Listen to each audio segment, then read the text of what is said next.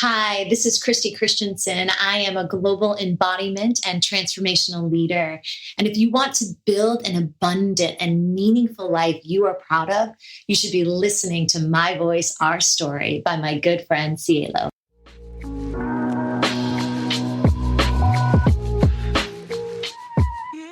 Do you want to create an abundant and meaningful life you're proud of, but don't know where to start? You're in the right place.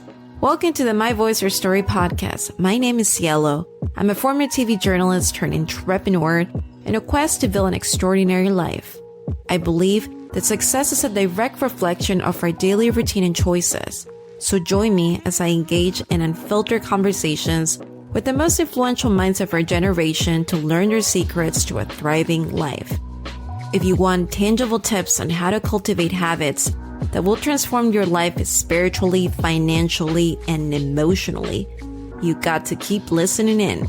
So let's get started.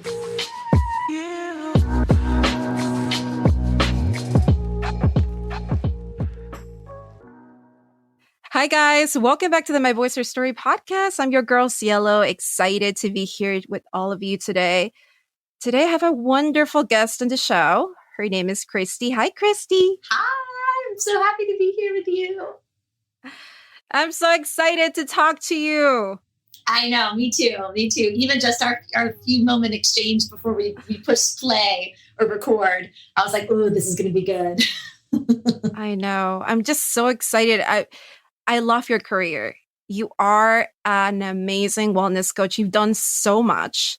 So before we talk about the topic of today, which is how to tap into your spiritual energy, I wanted to talk a little bit about your background. How did you get into wellness? Is this something you always wanted to do? Yes and no. So I'll tell you a small story. From a very young age, when I was a very little girl, I watched, and many of you may not know who this person is. This is going to date me, but I'm going to say it anyway. When I was a very little girl, I watched Mary Lou Retton win the gold medal in Olympic gymnastics. That was in 1984. Wow. And in that moment, I was 6 years old. I went to my mother and said, that is what I am going to do. And from that moment on, and luckily, yes, I was very gifted in using my body in this way. And I was very talented in dance and gymnastics. And I started training. I quickly, by the age of 10, was training for the Olympics, was training before school, after school. I broke my back at 14. And my parents in that moment said, you're done. Like, I was sleeping in a back brace. I was sleeping sitting up. I couldn't move around so great. My recovery was about 6 months long. And they're like, you're not going back. And I was like, no, I have to go back. I had no other life.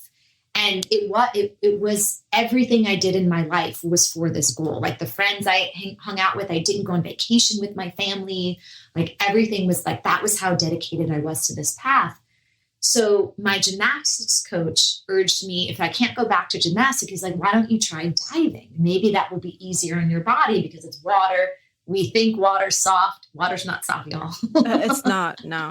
Especially when you end up doing what I did, which I became a platform specialist, which means you're 10 meters up in the air, 33 feet, flipping yourself off like 3.5 times, and with the goal of hitting the water vertically with no splash. And you hit the water at 30 miles an hour.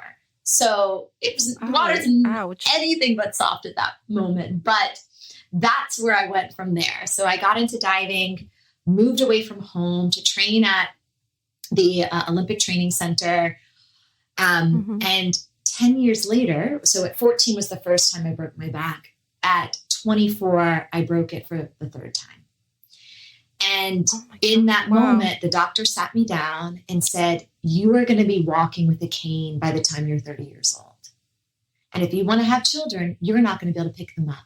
So I don't care what this dream is, you need to put it aside because it is no longer possible. Like, this is how much damage you've done to your body. And I was so strong-willed. And, again, every ounce of energy I had for these almost 20 years now was for this one goal. I didn't know who I was without this goal. I didn't know what else I was good at. I didn't have another single dream, and I put so much importance on this. If I didn't make this goal, I was a failure. And there was like so much shame that I carried around with that. But obviously, and I went to doctor after doctor to try to get a different prognosis. And of course they all came back the same. So I knew in that moment I had to stop. And of course I was in a tremendous amount of pain as well. And I went from being this like driven, ambitious, passionate woman or girl to being depressed, to having basically swinging from depression to anxiety, to not knowing who I was, to not knowing what I wanted, to actually thinking in the limited experience that I'd had so far living, that my life was over.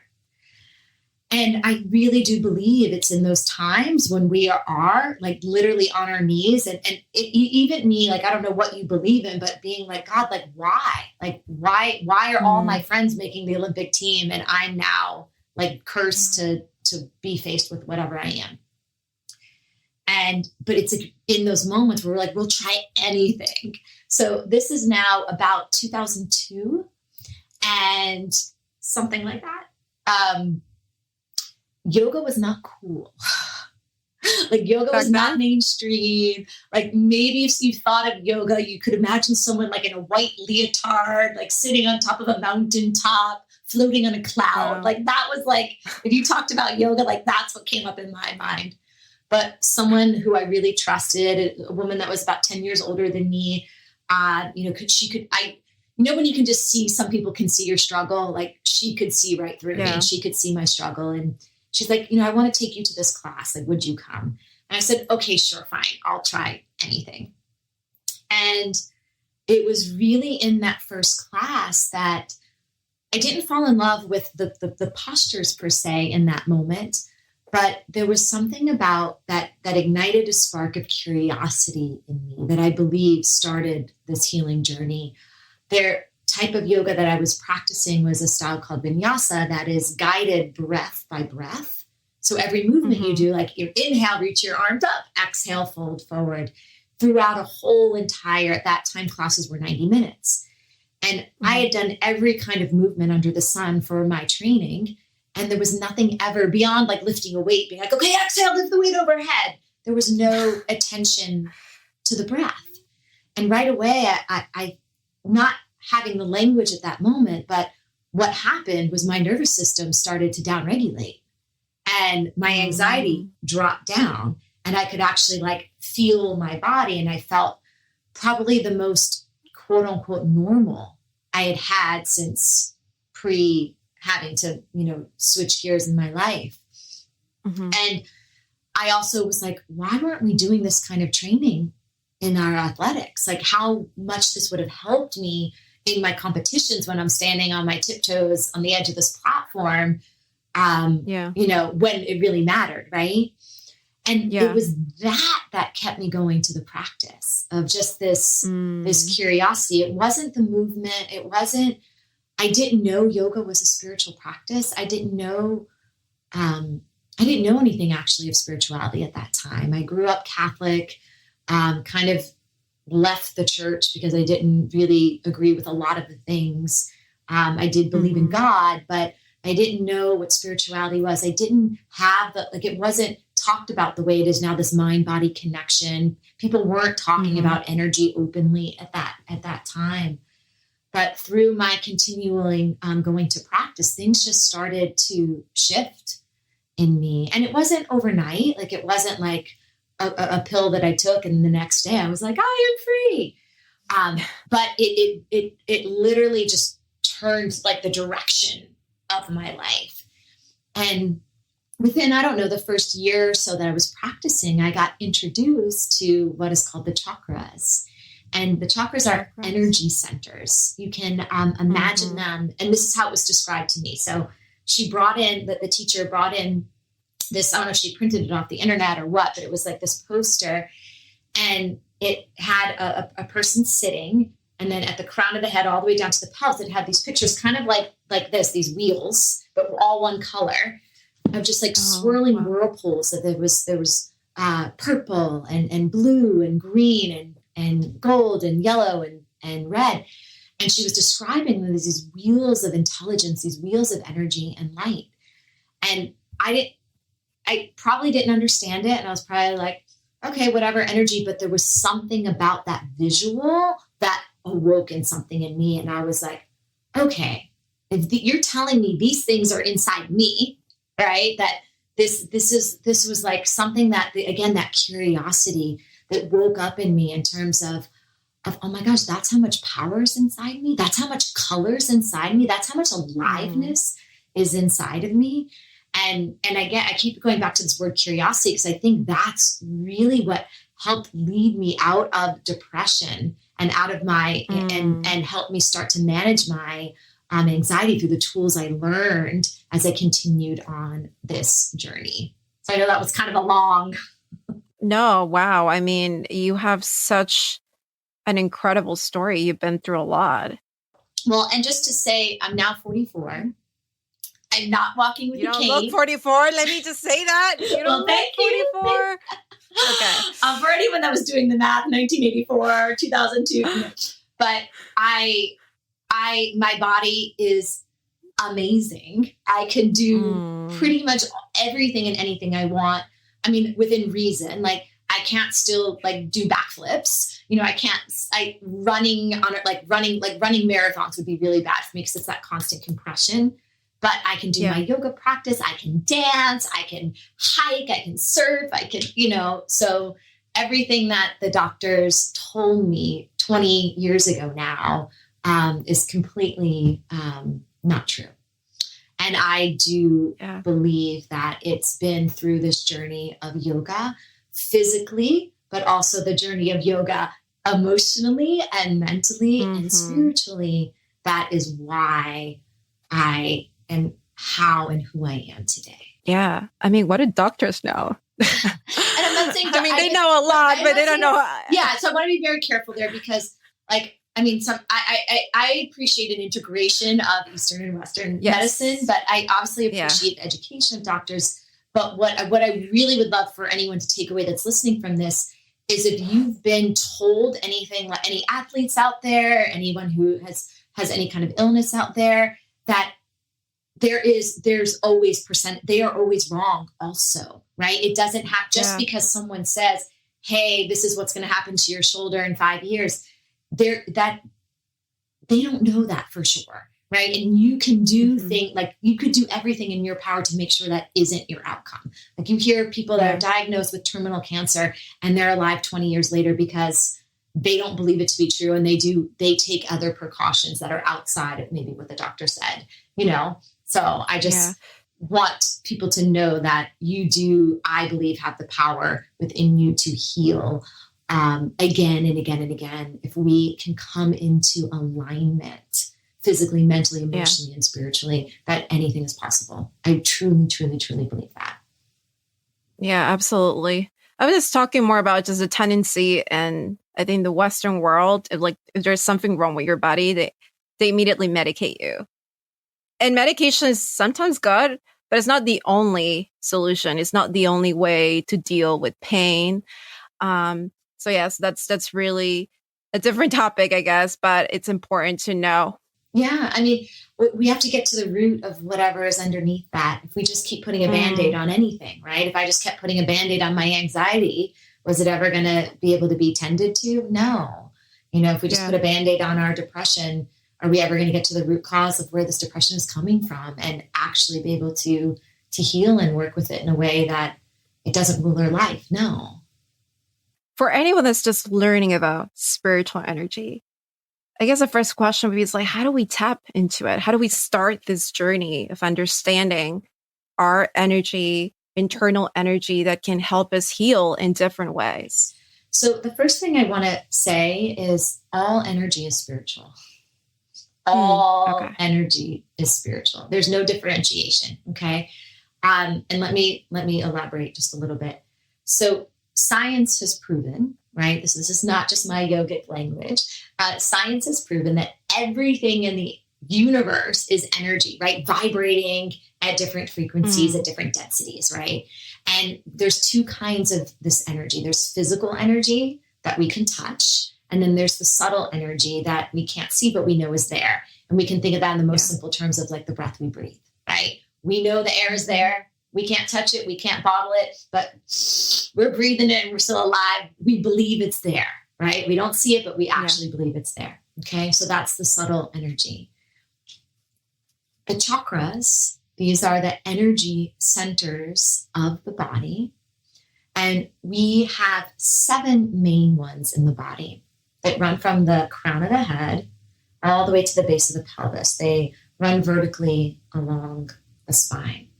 And each one of them holds its own, which I mentioned already, but it holds its own intelligence. It holds its own consciousness, right? So that we have all these different levels of consciousness. Or I like to say it holds its own superpowers. And when for me, well, first let me just say this, that the chakras also exist at this subtle level, but they impact the physical level, okay? Now, they are stacked vertically, and people assume when something's stacked vertically that it's a step-by-step process, or one is, the higher up is better than the low. So there's no hierarchy amongst them. So there's also this no hierarchy beyond the different kinds of spiritual energy there are. They're all just different energy. Just each one, again, is responsible for something else. And it's through building by paying attention, by pausing, by slowing down, by taking time out in your day to build an intimate connection with all the different energy that you are. And for me, the reason I keep referring back to the chakras is that system, that map that helped me do that, right? Like I said, it helped me heal physically. It helped me heal mentally. It helps me heal emotionally. And it awoke in me spiritually. I created a little acronym, you could say, for the chakras to help you better understand like what they do. So the letter C represents the word connect. They help us connect our inner and our outer worlds. So what chakra is taking energy in to a certain center. It's digesting whatever experience just happened. And then sometimes it's going to keep a little of that energy because we might need it, and then it's going to give energy back out. So it's this constant connection of bridging our inner and our outer worlds. That's what they work at, portals to connect in and out. The H represents honor. They help us to honor all of who we are, right? To no longer cast out, suppress, deny any aspect of ourself, especially those parts of the self that we try to sweep underneath the covers, right? And like any part of the self, like it's a map for integration and wholeness. And the only way to get there is by inviting the whole in, the light and the shadow, and honoring all of what we're made up of. And what are we made up of? The 5 sacred elements are made up of earth, water, fire, air, and space, right? And having this connection with earth, water, fire, air, and space. The A represents they activate or they awaken consciousness at these 7 distinct levels. The K is they kindle the fires of transformation that call us forth into action. What do I mean by that? For us to transform, for us to awaken, for us to heal, we have to do something. We have to get off of our ass. And that's what that fire, igniting that fire to get you off your ass to do something, right? Because we can read about spirituality, we could read about yoga, we can read about being empowered, but until we actually put it into practice and do something, nothing is going to change. So that's a really important thing I want people to know, because I think we also live in a society where people want to take like a pill one time and like, you know, and then everything's want things better. to be fixed. Everything's perfect, I'm fixed right? now. Yeah. And, transformation is possible, which is amazing. And, the resiliency of the human spirit to continue to transform again and again and again is there, but it's not easy, right? We actually have to be willing to do the work, but we can make it fun too. And we can come together in community to support each other. And us all doing our work so we can all, live the life that we really want to and come into this integrated version of health and wellness, right? That's not just limited to the physical. The R represents, it restores. It restores the first word I say is it restores our wildness. Like, what is that essence nature of who you are, right? What is like the pride, like beyond all the veils, right? Beyond all the masks, like that essence of the most primal, instinctual intelligence that you are, that most authentic, and it restores our wholeness, which I alluded to a little bit already. And then the final A is that they align us with the magic and the mystery of the infinite, of God, of goddess, whatever your own unique understanding is, even of the cosmos, you could say, if the words God don't resonate with you, or the sun or the moon, with the deep wisdom of the earth, right? So we are connected through the channel of our body, through this, what we call in yoga, it's called the central channel, or the radiant channel, because it's just, you can visualize it as just like pure pulsating light that runs from the base of the pelvis to the crown of the head. And then it connects you to this infinite power. And then it moves down through the pelvis and it connects you to that rooted power of the earth, right? Of the great mother, so that we have roots of support to grow down into, so that we are held, so that we can expand so big and vast, just like, the redwood trees. So that's the little acronym I kind of created, just to kind of give you a little peek into the power of the energy of who we are, because that's what the chakras are. They are a map of healing, a map of transformation, a map of awakening. But awakening what? Awakening the truth of who you are, so that you could live a life on fire, grounded in purpose, with joy, with love, with vision, with connection, and everything you dreamed of. Wow. I'm speechless. So much information there. Because I feel it's majority of the times you have no idea what's going on inside you. And you majority of the times take it for granted. So would you say that meditation is the first, I guess, the main practice to be able to open your chakras, if you could say so? Yeah, there's many things. So there's 6 tools that I really use, and meditation is one of them. But we can begin with as simple as a breath, right? Starting to even if right now you took your hands to your heart, right, and you just connected there, and you just took a deep breath in and out, and imagined the breath coming into your heart and expanding, filling the whole of your rib cage. Then as you exhaled it out, just that alone, with just full attention, right? Full presence, right? Something's going to start to shift in the center of your heart, right? So, and then there's a myriad of breathing techniques that we can play with that actually connect us to the energy of each individual chakra, right? So we have breathing techniques, we have meditation, and there's what I want you to be able to expand your definition of what meditation is and what meditation looks like, because sometimes meditation does look like just sitting still and having your eyes closed and you imagine a yogi on a mountaintop. But meditation also can be movement. Meditation can be a dance. Meditation could be repeating an affirmation again and again that holds meaning for you. Meditation could just be being with something that you love.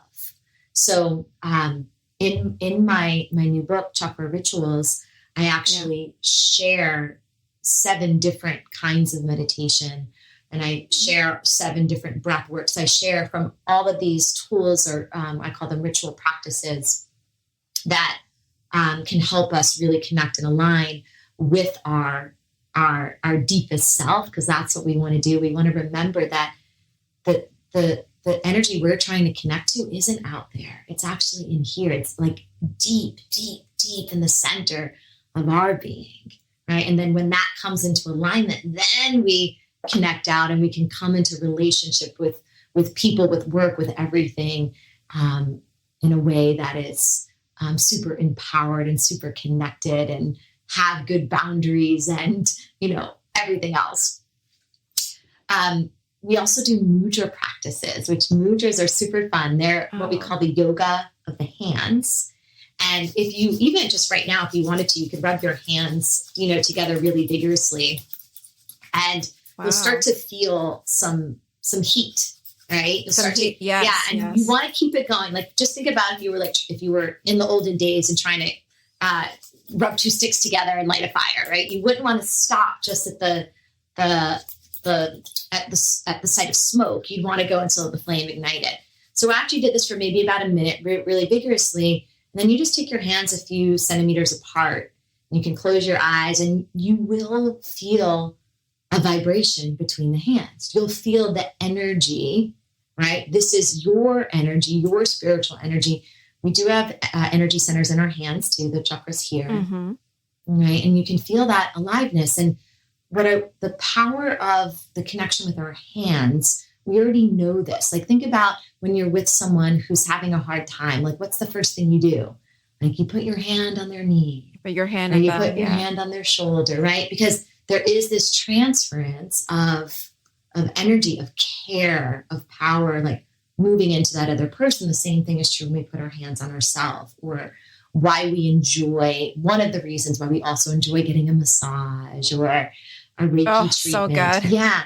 And if you talk to the therapists, you talk to the people that give these treatments, often, or even just a friend that's giving you a massage, most of the time you'll hear them say that it's just as nurturing for them to give you a massage as it is to get one.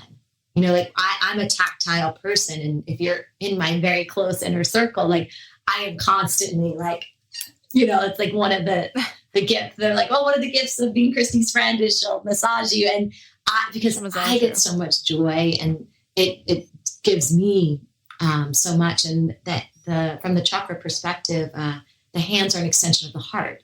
So it's as the love moves out through the hands, you're making that beautiful connection. Wait, can you repeat that again? You said the hands are an extension of the heart? Of the heart. So you can imagine the energy of the heart, right? The energy of love or compassion or empathy is actually moving out through the hands, right? Out through the channels of the arms, through the hands. And that's why loving touch is such a big thing, or when reach out and touch someone. And then on the flip side of why it's so devastating when someone uses their hands in a way that isn't of love, right? Yeah. But yeah, it comes from the center here. That's so deep. Yeah. And then how, like, even just doing, without even knowing a technique, without even actually knowing a mudra, just taking your hands to any part of your body, right? That needs love, right?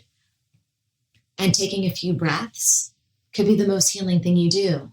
And it takes no time, right? So what I really want everyone to know is that you don't need to spend 3 hours a day in ritual or an hour a day in ritual and in practice. Like, one of the most powerful things that I find is like micro practices that take some may take 30 seconds, like taking a few breaths, right? Some might take a minute where you rub your hands together and then you bring your hands to a part of your body that you need it.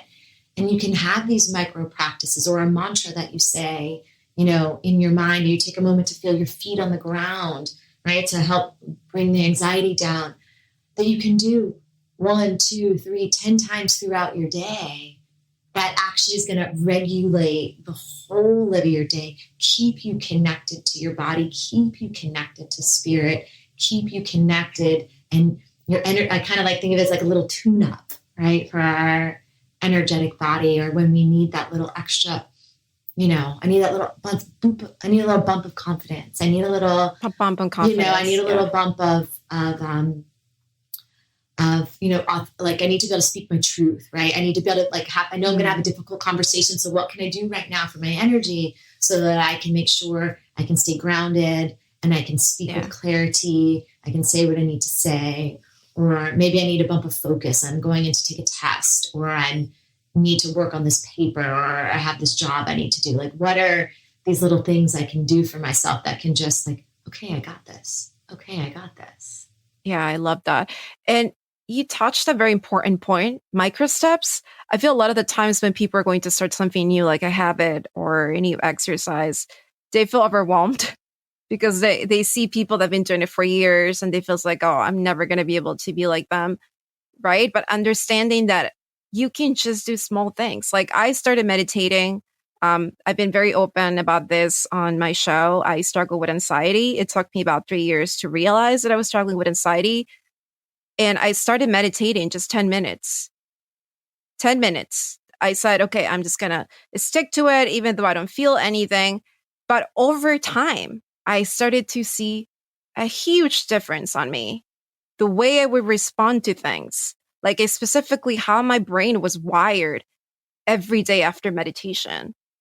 So I think that's so important to point out that it doesn't have to be big steps. It can be small steps that you take over time. Absolutely. I mean, there's a saying, it's kind of a silly one, but like, how do you eat an elephant? And it's one bite at a time. That one. It's one, bite at a time. And that's exactly what we're doing here. And, one of my teachers once said to me, he said, Cristi, you want to make it so simple and so easy that you can't say no to doing it. That start there, because once you start, you're going to start to gain momentum, right? Like the hardest part of igniting a fire is that first burst of the flame, but then keeping the fire tended to is much easier once it's burning, right? So it's the same thing as you start to see shifts and changes, as you start to feel better, it's going to be something you look forward to doing versus something that you're like, and so that could even be like, there have been nights where you're laying in bed, right? You're like, oh crap, I didn't do my practice, or I didn't do whatever I committed to. But it's so easy that before you just doze off into sleep, you're like, okay, I'm going to do my 3 breaths now. I'm going to put my timer on, or I'm going to move my body now. And you make it so easy that you actually, no matter what, can't say no. Yeah. A lot of the times too, one of the reasons why people quit a practice is because they don't see results. Like we were just talking about, it's like you want to just have a pill and that to fix your issue right away. We have this thing that we want things to happen tomorrow. But what's your advice to remain consistent on a practice, even though it's not giving you what you want at the beginning? Well, first of all, just be open. Just be open, because, when we're making, like, think about even like when you're trying to change your diet, right? You're like, okay, I'm going to cut out gluten, right? Like we torture ourselves and we see someone eating this cake and we're like, I want the cake, like it takes a while of not eating the gluten or the sugar or whatever it is, or the alcohol to like stop wanting it. Right. Or you're like, or to notice, like for me, if I eat gluten, it takes me a while, I have to not eat gluten for like 3 months to then eat gluten and then see the result of like, I got bloated and my face got swollen. Right. So it wasn't overnight that change happened either. I wasn't seeing like, I feel better immediately. So I want you just to like with anything, you go to the gym one time, you lift weights one time, right? Your muscles don't just appear the next day. No. Right. No, there's nothing like we do in life that is the only overnight thing, I guess, could be is that you can get pregnant. That can happen in the one time. I guess, yes. That's overnight. Right. But those You're things, right. they take time. So again, what I want to encourage you to do 2 things. One is find a practice that you like that you love. Even if you're just like, whether it's like, okay, sitting here with my eyes closed, like waiting for a timer to go off, like doesn't feel exciting to me at all. And even if it is for 3 minutes, like my mind's going all these places, I'm wondering why I'm doing, that's not your practice. Okay. So maybe you're going to take 5 deep breaths. You're going to pause wherever you are. You're going to sit down. You're going to stand up. You're going to go out into nature, wherever it might be. If you live in Miami, you can go onto the beach, right? And feel your feet on the ground and like just take 5 deep breaths with the ocean, right? And that's like your it's like find the practice, that actually you like to do. Okay. And just give yourself, again, permission to, what you're doing is you're cultivating a relationship with yourself, with the most intimate place within yourself. You're cultivating a relationship with spirit. How do you cultivate any relationship? You meet someone new, you think they're cute, you have a little energy with them, right? Like if you never call them again, relationship done, right? Done, yeah. So I want you to think about this as you're engaging in relationship with the deepest parts of yourself. You're engaging in relationship with the divine and whatever that means to you. So what are you willing to give this relationship? Are you willing to give this relationship 1 minute a day? You know, and if you're willing to, like, start there, like make it so easy that you can't say no, but put that, for that 1 minute, give your full self and your full attention to it. Wow. You know, and it will, like, there's something that just happens when we're so present in one moment that it does shift, and it's temporary, right? Like for afterwards, like you'll be like, oh, that felt pretty good. And then you move on to the next thing. But over time, that there's accumulation that happens, and those moments get longer and longer and longer. And then maybe you naturally find yourself 3 times throughout the day, you're having that moment of pause, or you're having that moment of practice to connect in. Yeah, I think a lot of the times people struggle. That's like one of the biggest struggles for people, just to stay present in the moment. We're always thinking about what we're going to do tomorrow or the day after.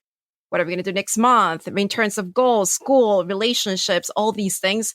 And very few people get to live in the moment. I have seen transformation with meditation.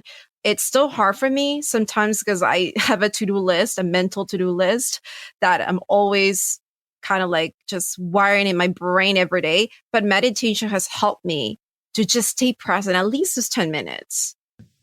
Yeah. And, you know, and just, I don't know if this is helpful or not, but, you know, the goal of meditation isn't to make your mind stop thinking. Okay. So for everyone out here who's tried to meditate, was like, I can't meditate. I can't get my mind to stop thinking. The goal of meditation is not to get your mind to stop thinking. That's like telling your heart to stop beating. It's like, okay, mind, ready on the count of 3. You're going to stop thinking. 1, 2, 3. It's like, would you tell Stop your thinking. heart, because that's what we do though, right? We sit down, maybe we light the candle, we set the timer. Okay.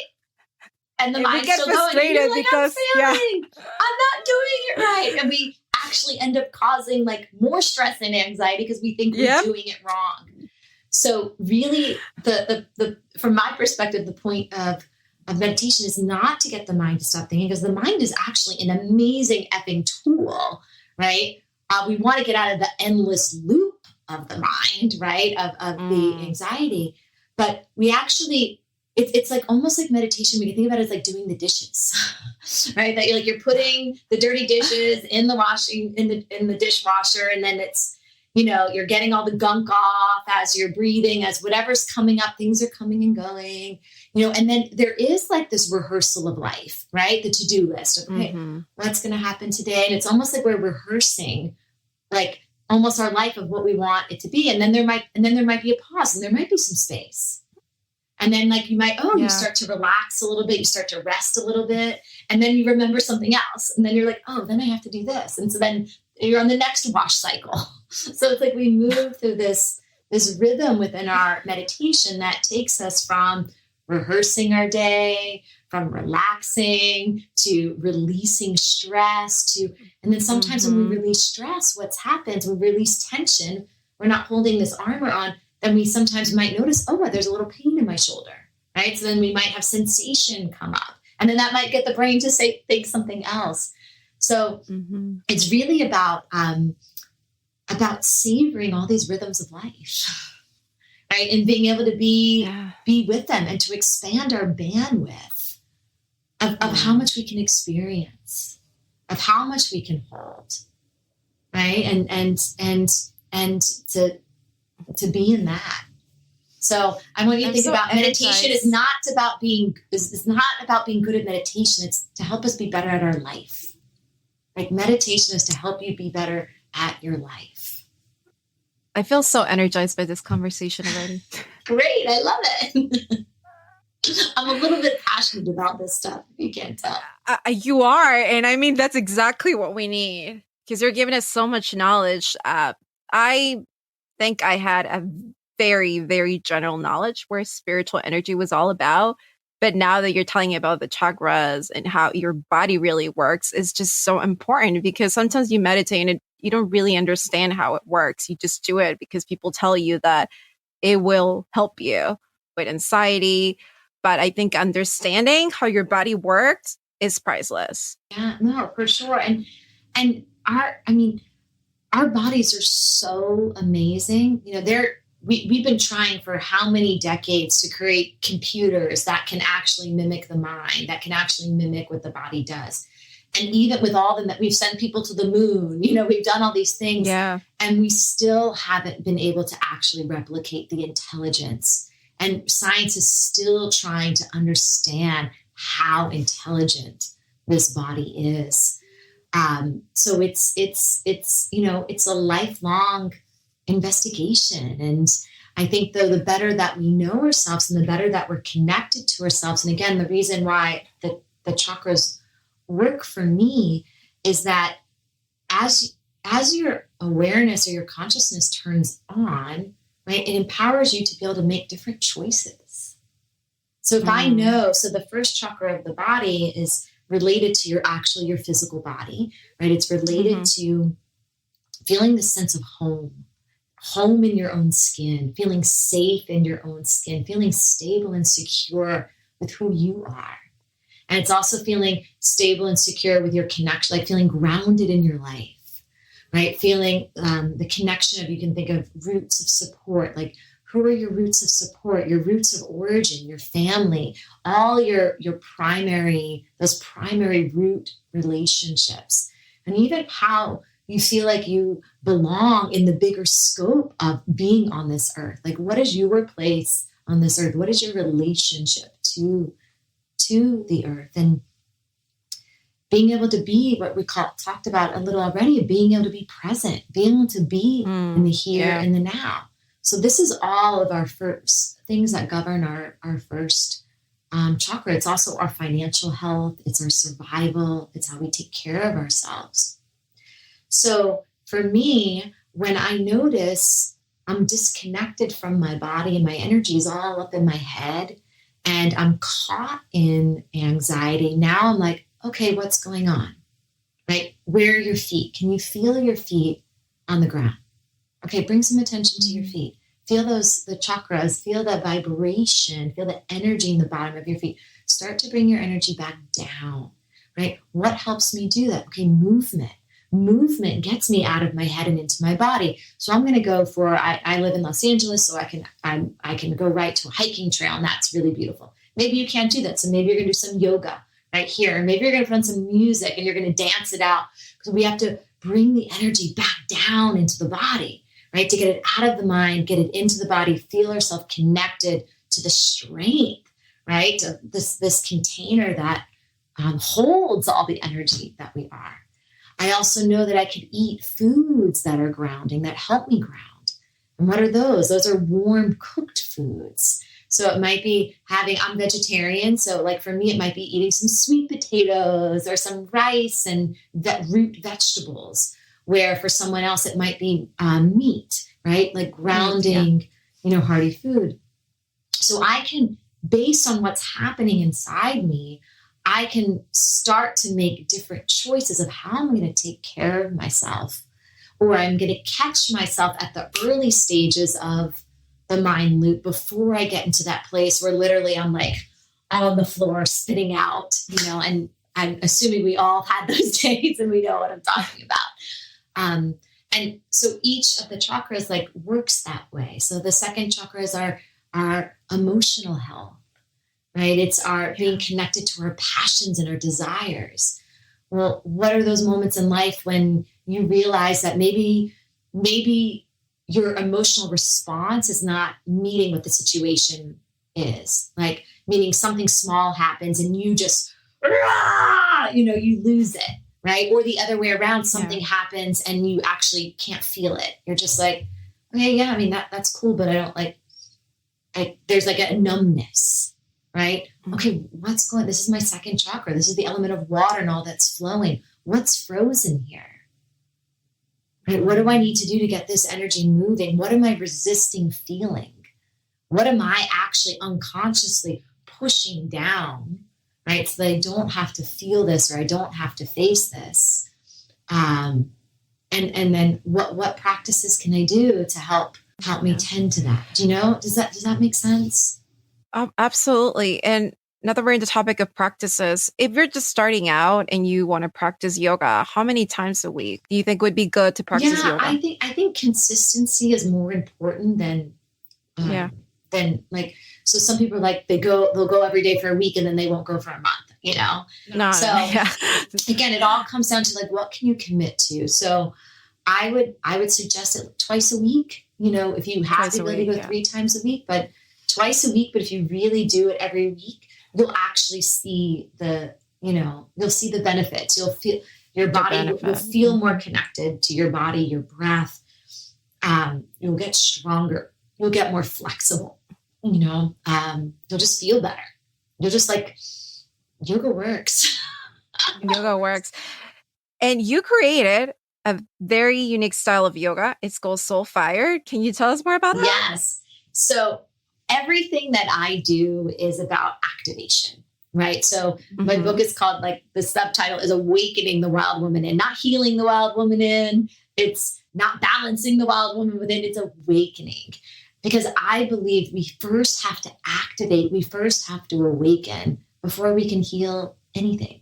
So the Soul Fire is based off of this, the same kind of activation. And one of the ways that I love to bring in everything that I've done in my life. So before I even started gymnastics, I was dancing. I have a deep love for music and can see the really healing impact that music can have on our bodies, and all these other modalities of meditation and mudra and breath that we spoke a little bit about. So one of the things I found when I was teaching yoga or practicing yoga was that there was a lot of rigidity in the room. People are trying to contort themselves and hold themselves in these perfect shapes. And to me, there were times where it felt like yoga was adding to people's neuroses versus actually taking it away, you know? Because we're that's how I felt when I started practicing. Huh? That's how I felt when I started practicing yoga. I'm like, why am I not good at this? Yeah. And people start to then, another thing, just like the meditation, I'm doing it wrong. I'm no good. It creates another mental loop that actually brings us more suffering than before. More anxiety. So I started playing around with adding movement to yoga practices. I started with shaking, and then I started with circling the body, and then it turned into, I started adding dance, but not routine, step, kick, turn, actually giving people some gentle guidance of just how to move into let's get all of our joints moving. So I kind of trick you into dancing. We'll circle our wrists, we'll circle our elbows, our shoulders, and then once you start doing it, you're like, oh, that actually feels pretty good. And then I have some really good music on, and then you naturally start, ooh, this is fun. You know, and then you circle your hips and your knees, and then I have you shake. And the next thing you know, you are full on dancing. And it's amazing because people that say they don't dance, I get them dancing. Or people that have never danced in their life without having drinks beforehand or having drugs beforehand. And there's something so liberating and empowering about just fully being you. Because what happens when you get caught in that moment and you're just moving and you're breathing, you awaken to the power of who you are. You start to drop your inhibitions. You start to drop that whole, what are other people going to think? And you're like, wow, this is me. This is me in my full expression of creativity and my dance. And it's just really beautiful and empowering. And then after we, dance for a bit, I then take you back in through the asana, and we stretch it back out, and we end, in more of a traditional style class. So Soul Fire was really this call to how can I help people activate, get out of their limited thinking, get out of the boxes of how what yoga should look like, what life should look like, all the different ways in which we can live, all the different ways in which we can practice, all the different ways we can celebrate the gift of this body and get it moving and breathing and pulsating. And I partner with a lot of amazing, amazing DJs so that like we can, and then we have musicians that play on top of it. I have another experience with a specific DJ named Marcus Wyatt. He's a world-renowned deep house music DJ and plays a lot of like tribal music. And he DJs for the experience, and then we bring musicians that play on top of it. So we have drummers and sitar players, and it's love sitar. Love. Yeah, and it's just such an ecstatic experience, but also grounding. So that's like this beautiful combination of like being, and we're not trying to transcend, right? We're trying to be here in the body and activate, right? All the energy, all the potentiality, all the possibility and the power of who we are. And moving the body is such a powerful way to do that. Where can we find information about Soulfire? I'm in. Yes, you'll have to come. Yeah, I mean, we're going to have to come to Miami because things in Los Angeles are still a little challenging with the current situation with the pandemic. Yeah. So, hence why I spent 5 months in Mexico earlier this year with my DJ partner, and we did these events throughout Tulum and Playa del Carmen. But I was just in Tulum no way. 2 months ago. Yeah, first time. I loved it. Yes, it's so beautiful. I felt that I was like in contact with nature, and I got so much good energy. Like I generally came ready to work, but I felt restored in every sense of the way. Yeah. Tulum is a power center, like a powerful energetic portal for sure. So you guys currently have like online classes? Yeah. So right now everything is online. The best place to find me is Instagram at Cristi_Christensen, and I share like tons of stuff. And then my website, CristiChristensen.com, and all the events, all the things, all the trainings, all the retreats will be there. Right now literally my book just launched 2 weeks ago. So everything for the past several months has been completely dedicated to that. So I've put a pause on everything else, but now we're planning for the second half of the year and really planning for 2022. Have some really amazing, fun things in store. So hopefully I'll get to share with you.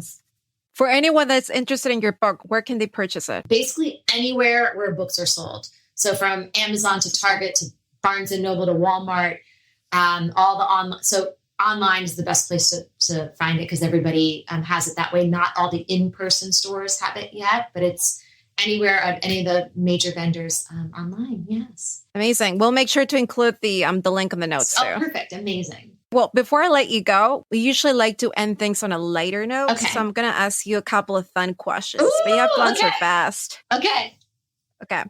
What does a perfect day look for you?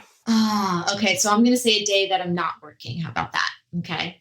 No. I mean, I love my work, but again, everything is in a different context right now. But a perfect day for me would be I like to wake up early. Like I like to wake up early. Like I like to wake up before like the rest of the world's woken up.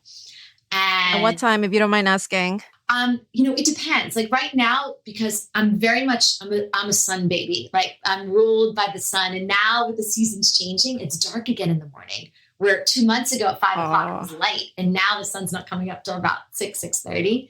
So I'm waking up around 6, but I'd like to wake up when it's still dark. So it just depends on that, and it's not always, but in my perfect world, I could then go watch the sunrise. So I would be walking distance from the beach.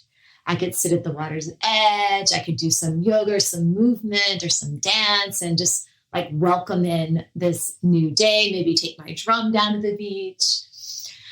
From there, I'd go for a swim or go for a surf, breakfast with, I'm going to just talk future with my beloved. And, just really enjoy I love being in nature. I love having that spaciousness because my life, when I'm working, of course, is, which I love my work, but it's very scheduled out. Right. So it's like, okay, hectic too, I'm sure. So just having this like really like spacious quality where I can be with people I love, be in nature. I'm a sun and water baby. So I love like hearing the sounds of the ocean, being in the ocean. I even like the sand on me. I know some people don't like that, but I'm like, give me the sand. Like it's like all part of the experience. That's cool. Really beautiful, colorful, nourishing food. And yeah, that's good. What are 2 things you're obsessed with right now? Oh, what are 2 things? Tarot. So one of my COVID projects, besides writing the book, was I've been studying the tarot. I took like a 6-month learning how to read tarot cards, and I'm obsessed. Like anyone who will let me give them a reading gets a reading.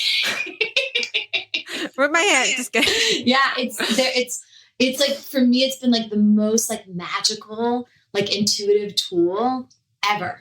And like I start my day every day doing one of my morning things. I do a 3-card reading on myself, and it's just wild. So I'm totally obsessed with that. And for some reason, I'm also right now obsessed with flowers, and which is not a normal obsession with me. But I don't know again if it's just been this time and not being able to travel as much as I've wanted to. So you see I have sunflowers behind me, but I have like these little flower bouquets everywhere. I'm just like trying to bring more life into, my space. And which again, that's a new one. That's not something I'm normally obsessed with. What is your favorite place in the world? Ooh, that's a good question. Cause my job pre-COVID was like traveled, like I think I've taught in 22 countries now. Wow. Yeah. So and everyone's like, I want your life. Everyone's like, what's your favorite place? And it's such an interesting question because the more and more I've traveled, the more you start to like realize like how different the world is, there are things that I love about Bali, Then there are things I love about Barcelona, but you can't compare the two. Like there's nothing that is similar about the two it's like comparing like daytime to nighttime. Right? Do you like the daytime better or do you like nighttime better? So there are many places that like definitely have a piece of my heart. Like I love the old world culture of Europe. Like I love the big statues and the cobblestone streets and that old world charm that we don't have so much in America. But then, I mean, who doesn't love like the exquisite beaches of a tropical island of, Thailand or whatnot. So I know I'm dodging the question because like I'm still trying to find out. I'm trying to find out like where my favorite place. I'm still deciding. Yeah. I'll come back to you on that one. Yeah, I also travel a lot, so it's hard to choose. Okay, last question. What's your daily mantra? Do you have a mantra, something that you tell yourself every day? It changes. Mantras are huge. Like I'm a huge fan of mantras, huge fan of mantras. And they change. Like there's one that like I come back to again and again and again, which I'm going to tell you the Sanskrit of it. That's the language of yoga, which it's aham prema. Aham prema, because I think it's really beautiful. Aham is I am, and prema is love or divine love. And it's just like a really nice, like, again, in those moments of stress, those moments of anxiety, those moments of even depression, or just those moments of just wanting to connect, of just like remembering, like, I am divine love. You are divine love. We are divine love is super powerful for me. Other mantras I work with a lot is like mantras of empowerment of, when I'm, this putting out this book was probably the biggest thing I've done in my life. And, a lot came up around unworthiness and, am I enough and all that. So sometimes it's as simple as like, I am enough. I am worthy. I deserve this life, and just repeating that. I am enough. I am worthy. I deserve this life, and it's amazing. Like it really does shift the frequency and does we're just trying to wake up what's already inside of us. Like we already know, at our deepest level, we know all this. Like we're just trying to reconnect back into it. Well, thank you so much, Cristi. Thank you so much. It's like, I can tell you have so much love for this topic. I can't believe it's been almost an hour. Like I feel at a personal level that I've learned so much from you, and you just gave me so much good energy for the whole day. I hope the rest of our audience feel the same way. Thank you so much for everything. Thank you so much for the knowledge. Keep enlightening people. Yes. And I want you to know enlightenment doesn't mean getting over serious. It means to lighten up. So follow the joy, follow the things you love. Follow not the desires that get you into trouble, but follow that real yearning of desire of what it is you really want. Like go start there. Yes. Love that. Thank you. Thank you. Hope to see you somewhere soon. Yay. That is all for today. Thank you so much for tuning in. Don't forget to subscribe to our podcast. We have an incredible lineup of guests, so you're not going to want to miss any of our episodes. Also, connect with us on Instagram and join our Facebook group at My Voice Your Story for more tips on how to live your best life. Until next time.